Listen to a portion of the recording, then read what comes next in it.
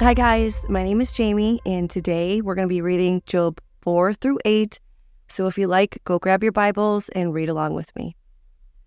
Then Eliphaz the Temanite answered, "If one ventures a word with you, will you become impatient? But who can refrain from speaking? Behold, you have admonished many, and you have strengthened weak hands.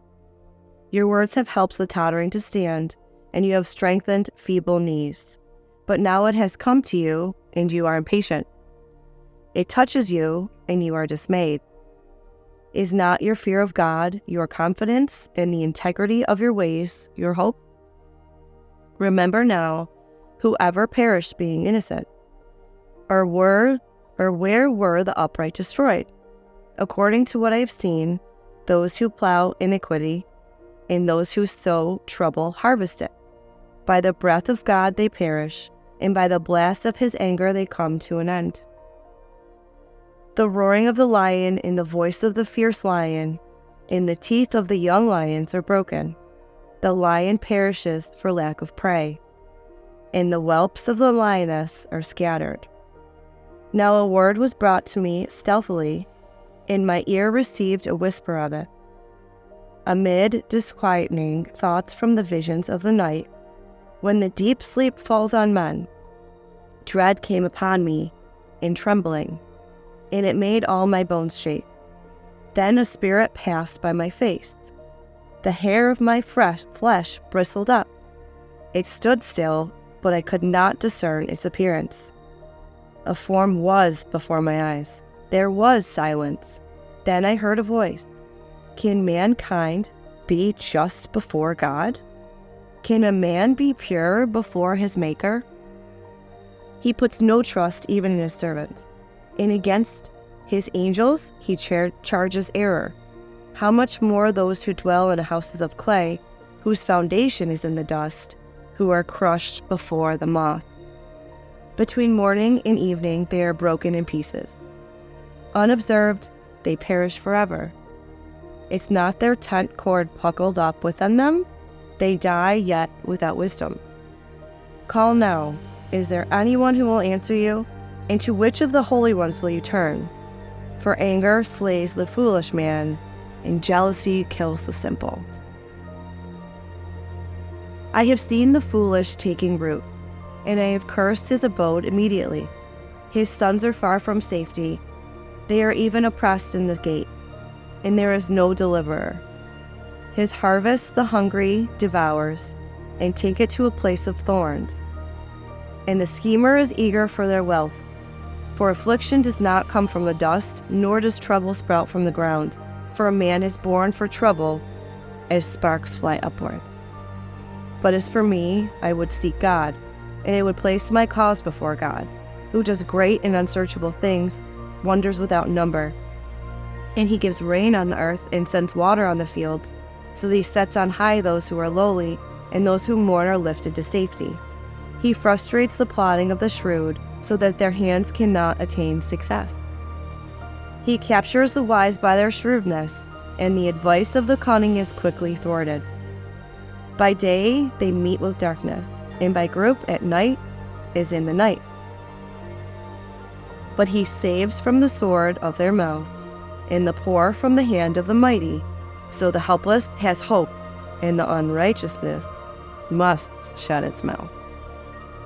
Behold, how happy is the man whom God reproves. So do not despise the discipline of the Almighty, for he inflicts pain and gives release. He wounds, and his hands also heal. From 6 troubles he will deliver you. Even in 7 evil he will not touch you. In famine he will redeem you from death, and in war from the power of the sword. You will be hidden from the scourge of the tongue, and you will not be afraid of violence when it comes. You will laugh at violence and famine, and you will not be afraid of wild beasts. For you will be in league with the stones of the field, and the beasts of the field will be at peace with you. You will know that your tent is secure, for you will visit your abode and fear no loss. You will know also that your descendants will be many, and your offspring is the grass of the earth. You will come to the grave is full vigor, like the stacking of the grain in its season. Behold this, we have investigated it, and so it is. Hear it, know it for yourself. Then Job answered, Oh, that my grief actually weighed and laid in the balances together with my calamity. For then it would be heavier than the sand of the seas, therefore my words have been rash. For the arrows of the Almighty are within me, their poison my spirit drinks. The terrors of God are arrayed against me. Does the wild donkey bray over his grass, or does the ox low over his fodder? Can something tasteless be eaten without salt, or is there any taste in the white of an egg? My soul refuses to touch them. They are like loathsome food to me. Oh, that my request might come to pass, and that God would grant my longing. Would that God were willing to crush me, that he would loose his hand and cut me off? But it's still my consolation, and I rejoice in unsparing pain. I have not denied the words of the Holy One. What was my strength? What should I wait? And what is my end, that I should endure? Is my strength the strength of stones, or is my flesh bronze? Is it that my help is not within me, and that deliverance is driven from me? For the despairing man there should be kindness from his friend, so that does not forsake the fear of the Almighty. My brothers have acted deceitful, like the torrents of wadies which vanish, which are turbid because of ice, and into which the snow melt. When they become waterless, they are silent. When it is hot, they vanish from their place. The paths of their course wind along, they go up into nothing and perish. The caravans of Timah looked, the travelers of Sheba hoped for them. They were disappointed, for they had trusted that they came there and were confounded. Indeed, you have now become such. You see a terror and are afraid. I have said, give me something, or offer a bribe for me for your wealth, or deliver me from the hand of adversary, or redeem me from the hand of the tyrants? Teach me, and I will be silent, and show me how I have erred. How painful are honest words! But what does your argument prove? Do you intend to reprove my words, when the words of one in despair belong to the wind? You would even cast lots for the orphans, and barter over your friend. Now please look at me, and see if I lie in your face. Desist now, let there be no injustice. Even desist, my righteousness is yet in it. Is there injustice on my tongue? Cannot my palate discern calamities? It is not a man forced to labor on earth, and are not his days like the days of a hired man? As a slave who pants for the shade, and as a hired man who eagerly waits for his wages, so I am allotted months of vanity, and nights of trouble are appointed me. When I lie down, I say, when shall I arise? But the night continues, and I am continually tossing until dawn. My flesh is clothed with worms and a crust of dirt. My skin hardens and runs. My days are swifter than a waver's shuttle, and come to an end without hope. Remember, my life is but breath. My eyes will not again see good. The eye of him who sees me will behold me no longer. Your eyes will be on me, but I will not be. When a cloud vanishes, it is gone. So he who goes down to Sheol does not come up. He does not return again to his house, nor will his place know him anymore.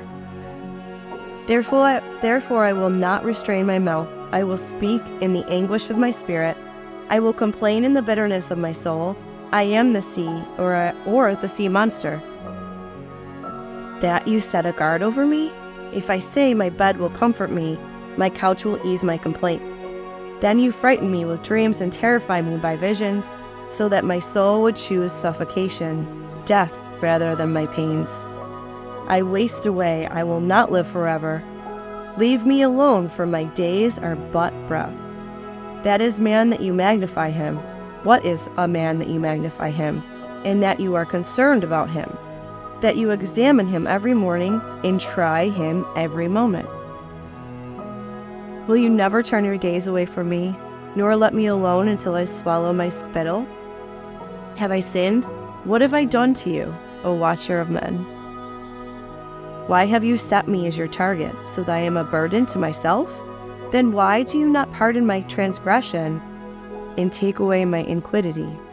For now I will lie down in the dust, and you will seek me, but I will not be.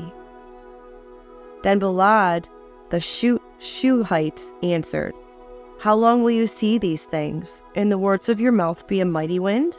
Does God pervert justice, or does the Almighty pervert what is right? If your sons sinned against him, then he delivered them into the power of their transgression. If you would seek God, and I implore the compassion of the Almighty, if you are pure and upright, surely now he would rouse himself for you, and restore your righteous estate. Though your beginning was insignificant, yet your end will increase greatly. Please inquire of past generations, and consider the things searched out by their fathers. For we are only of yesterday and know nothing, because our days on earth are as shadow. Will they not teach you and tell you, and bring forth words from their minds? Can the papyrus grow up without a marsh? Can the rushes grow without water? While it is still green and not cut down, yet it withers before any other plant. So they are passive all who forget God, and the hope of the godless will perish. Whose confidence is fragile, and whose trust a spider's web. He trusts in his house, but it does not stand. He holds fast to it, but it does not endure. He thrives before the sun, and he shoots spread out over his garden. His roots wrap around a stockpile. He gaffs a house of stones. If he is removed from his place, then it will deny him, saying, I never saw you. Behold, this is the joy of his way, and out of the dust others will spring. Lo, God will not reject a man of integrity, nor will he support the evildoers. He will yet fill your mouth with laughter, and your lips with shouting. Those who hate you will be clothed with shame, and the tent of the wicked will be no longer. Then Joab answered, In truth I know that this is so, but how can a man be in the right before God? If one wished to dispute with him, he could not answer him once in 1,000 times. Wise in heart and mighty in strength, who has defied him without harm? It is God who removes the mountains. They know not how. When he overturns them in his anger, who shakes the earth out of its place, and its pillars tremble, who commands the sun not to shine, and sets a seal upon the stars, who alone stretches out the heavens, and tramples down the waves of the sea, who makes the bear Orion and the Pleiades in the chambers of the south, who does great things unfathomable and wondrous works without number.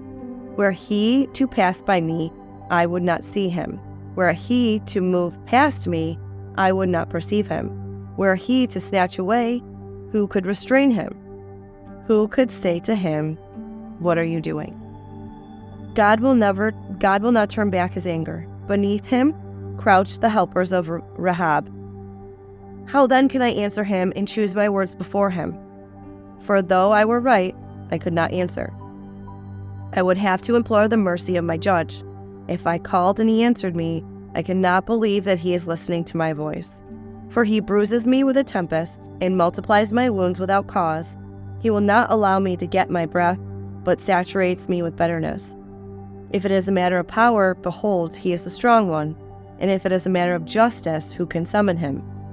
Though I am righteous, my mouth will condemn me. Though I am guiltless, he will declare me guilty. I am guiltless. I do not take notice of myself. I despise myself.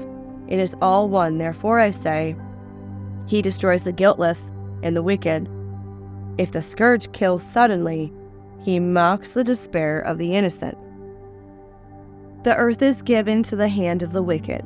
He covers the face of its judges. If it is not he, then who is it? Now my days are swifter than a runner. They flee away, they see no good. They slip by like reed boats, like an eagle that swoops on its prey. Though I say, I will forget my complaint. I will leave off my sad countenance and be cheerful. I am afraid of my pains. I know that you will not acquit me. I am accounted wicked. Then why should I toil in vain? If I should wash myself with snow and cleanse my hands with lye, yet you will plunge me into the pit, and my own clothes would abhor me.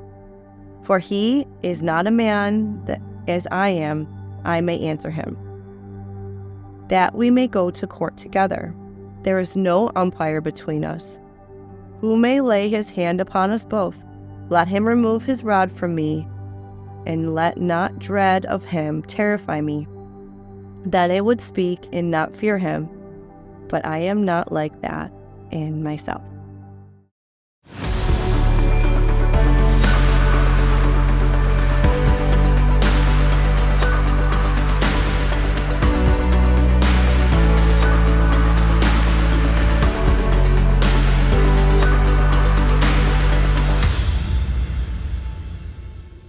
Hi, friend, and welcome to Fear into Faith Global Bible Revival, where we're on a mission to get 1 million people to read the Bible cover to cover in a year. I'm your host, Summer Day, and with me in the studio are Tim and Jamie. Woo! Hello. I got that one right. Yes, you did. It was one of the easiest ones I've done so far, if I'm being honest, but I got it right. Y'all are amazing. Cool. So happy to be here. Thanks for having me. So excited. Okay, tell the audience just a little bit about who you are, where you're from. Sure. Jamie and I are both originally from Buffalo, New York. So if anybody's familiar with Toronto, Canada. Wait, you guys know each other? Yeah, a little bit. We just met on the way in here, actually. Believe it or not. Come on. Yeah. Jesus blind date. We really hit it off. Hey, Hey, you know what? You might be prophesying something that might happen on the show later. Some people, I don't know. Could be. Never knows. So we're originally from Buffalo, New York, and the last 2 years we picked up and moved to Sarasota, Florida. So sun, fun, lots of these palm trees, nice stuff. Yeah. We're about 20 minutes from the coast. Nice. We're at the beach frequently, so it's great. It's great. We got married. Yep, we're married. Together 9 years. 9 years. Yep. But married 2 years. Married 2. And we have a little sweet 4-year-old girl named Charlie. And our newest addition. Oh, yes. Vinny. I've seen Vinny. Yes. Vinny is a super cute little love. Yeah. Italian Greyhounds. Oh, yeah. I was like, I could not tell you what kind of dog it is. Yep. Other than it's so cute and squishy. Yes. That's right. Maybe on the last segment, we're going to have to bring Vinny in. You have to be a star of the show. Well, I love it. You guys are so awesome. So you came all the way from Sarasota to be a part of this. And so we're just really we found out, I don't even know if it's been a week since we found out about this, but we were super pumped to meet everybody and be a part of it. And I booked the flight, and now here we are. So I am just stunned. I have to be honest with you guys. When God was like giving us idea, I never really thought people would jump on a plane and come here. And I didn't think they would do it within a week. And I thought if they didn't know me, there's no way they would do it. So the Lord is always just blowing my mind on the people that are showing up. All right. So the first question I love asking people, you both recorded your Bible readings today. How did that go, Tim? For me, I right before I went to the restroom to relieve myself, make sure, take one last look in the mirror. And I said, this is in God's hands. Yeah. I just totally have to remove myself from any real participation other than just showing up, getting in the chair, picking up the book and starting to read. And what I found is that I was nervous in the beginning, but it melted away, right? And it seems to do that for me. when I just turn things over like that. I love it. You did a great job. You did a great job. I know you have a little bit of story with your reading. Yeah. So when I found out what it was reading, I read his and was like, I'm not doing this one. I need yours. I'm taking your reading. And he was like, oh, really? Thanks. And I'm like, I don't care. There's too many names. I studied all the names in my reading. And then all of a sudden, you're like, well, we changed your reading. And I was like, are you kidding me?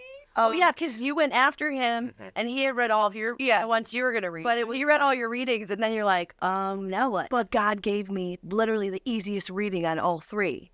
So, thank you. Yay! Yes. Yeah, I was a little nervous because I'm like, I don't know Jamie, but we gave her all the readings, and then now she's not going to do it. Yeah, I know. I was not excited or happy about that, but I was going to show up and knew that God would speak through me no matter what. And if I stumbled on my words, like, who cares, because I'm human. So, That's right. Thank you for reading. And honestly, like, that's what we want. We want people that are just real people. If they stumble over their words, then maybe people are like, oh, I don't have to be perfect to read the Bible. yeah. Yay. Yep. So good. Well, we also like talking to people just about their just kind of journey, their journey with God. We've had people that were born and raised in the church. We've had people that were not. We've had people that even only came to know God super recently that have been on the show. So I'd love to just tap into a little bit of just that for you. I know you and I got to talk about your story, which is amazing. Maybe you could share just a little bit first. And you go first. Yeah. I mean, definitely. So I was born and raised Catholic. Participated in a church local up in Buffalo. Baptized, confirmed, everything in between. As the years went on, I think that I found myself like I've heard other people describe and stuff. You sort of get distracted, right? Like life happens, and I think that what I tend to attribute it to is I try to control the situation myself, right? Like I don't allow something else to come in and offer guidance, right? I'm not listening. And so, I spent a lot of years in a world where I was trying to run the show, right? And I was trying to manage myself and everybody else around me, right? Myself being, both my spiritual self and physical self, trying to, take anything that was in front of me to feel a certain way, whatever. I reached out and tried to just grab anything tangible that would fix whatever I had going on inside of me. And this is actually how we met is we both got involved in some service work for other people who struggled similar to us, with substances and whatnot. And that's really the first introduction to finding a place where I could communicate with something again, right? Where I could show up and have a purpose and feel connected to something other than like my will, right? Like what I want for myself. Like I want new clothes and I want a new car and I want all this stuff, right? But it's like, I really had to take a look through my actions and just through life experience and say, this is not working for me, right? And me running the show is not working for me. And I needed an intervention, from something, right? Something bigger than myself. I needed something bad. So and let me tell you this, it happened. Wow. And that was almost a decade ago. Wow. So, we've been doing this for a while. Mm-hmm. I love it. Well, I know you have an incredible story, so whatever part, however you want to share about all that. Yeah. Okay. So I grew up in a trailer park, alcoholic mom, only child, very lonely childhood, very lonely. Eventually turned into self-sabotaging behaviors and turning to drugs, trying to find myself, and it was just in so much pain. And so I didn't grow up with religion, with God. I had none of that. And so it wasn't something where I was like, are you real? Are you not? It was just like, this is my life and it's horrible. I was living in hell. And eventually, I was 26 years old on the streets using drugs, and I got arrested, 3C felonies, and I went to jail. And it was there for the first time on my own that I prayed to God, and I said, God, if you're there, help me to want to stop using drugs, because I didn't, because my body wanted it and craved it. Yeah. My flesh did, right? But my soul wanted something different. And so that was my soul, right? And that was my first introduction, and it was God who told me to write, "You can do it" on the wall. And I remember doing it in like this pencil, because they only gave you pencils. Did you know get what I in mean? trouble? Were you allowed to Oh, write for on the sure. prison They were wall? like, "You're not, you're not allowed to do that." And I was just like, And so I wrote, "You can do it" on the wall in big capital letters, and I read it every day. And I thought if I read it, I would actually believe it. And so I was looking at 7 years in prison. And, that person who was wronged against because of drug addiction did not show up to court, and I was released. Wow. Yep. And I got my life together. How often does that happen? I don't That the think person just often. doesn't No, show I don't up? think that's like a thing. You know what I mean? Normally I people show recommend up to anybody court. try and end up in that situation. Yeah. Yeah. Yeah, don't try. We shouldn't test to find out, but it's not something that like I first had knowledge of. And I'm thinking if you've wronged someone, they're probably most likely to show up. Okay, we're gonna take a break really quick. We're gonna take a commercial break. We'll be right back right after this. And then that's amazing.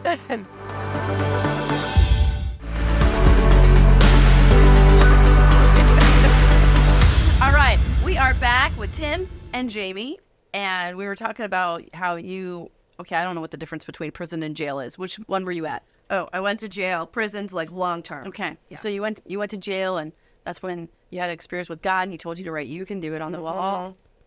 So awesome. Mm-hmm. And then kind of what was next? Yeah, so I got out, and this was my chance. This was my shot. I knew it. I had an abusive boyfriend who was also just getting out of jail, which I would later send on to prison for 10 more years because, he was somebody who shouldn't be in society, and I was afraid for my life anyways. But so this is my shot, and I knew it. And so I started doing so many things. I started running and taking care of my health, and I joined a program, for people like me. And this is where I found God. That was an introduction, but this is where I found God. And we would go through a step process. So there's 12 steps. Yeah. And on my third step, I've had so many spiritual white light experiences going through the steps. But my first time, I was told to go hit my knees and say this prayer out loud. And I was going to read this, and I was going to read my own prayer that I wrote myself. And I did it. And I just surrendered. I had just been in so much pain and trying to control my life, and it got me nowhere except just in terrible situations. And I pushed away the thought of God and religion my entire life. It felt uncomfortable to me. I was very uncomfortable. And I said that prayer, and I meditated after, but when I had a white light experience, my body felt different. I was different. I was no longer that person after I had begun praying and just said, take my will, take my life, guide me, right? I remember when I asked you earlier about what you meant, because I was like, what do you mean with a white light experience? You were explaining it as go explain. What did you say? Yeah, I felt white light go through my entire body, and it didn't leave. Wow. I felt lighter. If you could imagine being full of light. Yeah. Wow. It was permeated I'm from different. head to toe. Yeah. Yeah. You said that was how long ago? 10 years ago. Wow. Mm-hmm. And just it's almost like just being washed white as snow. Yeah. And just in that moment. Start over. You can start over. Yeah. So fabulous. You hear about a lot of people that struggle with drug addiction and different stuff like that, and they don't always get that moment. They don't always have that thing where they get hit, where everything's filled with that white light. I just think that's amazing. And I love, too, that you haven't thrown that away, right? You've seized that, and it's been a critical part of just sort of your journey and everything. And I just think that's amazing. And you guys both have such a powerful and inspiring story, because we know there's millions of people in this country, substance abuse and all that kind of stuff. So thanks for being willing to be, vulnerable and share all of that, which is really, really cool. All of you guys were here. Thanks for saying. Yeah. Well, what do you guys have that you're kind of working on now, or? I guess I'll just take one step back and add with one of the people that we worked with right around that time, this gentleman, it's probably the gentleman who took you to the church. You can check out the rest of this interview right here or by going to BibleRevival.tv. And if this show has blessed you, you can help us bless others by partnering with us for as little as $20 a month and help us to expand the reach of this show. We'd also like to invite you to join our Kingdom Discipleship Program, where you have an opportunity to get on weekly Bible Zoom calls with us and people around the world to deep dive into His Word. And you can check all that out at BibleRevival.tv. I'll see you next time, my friend.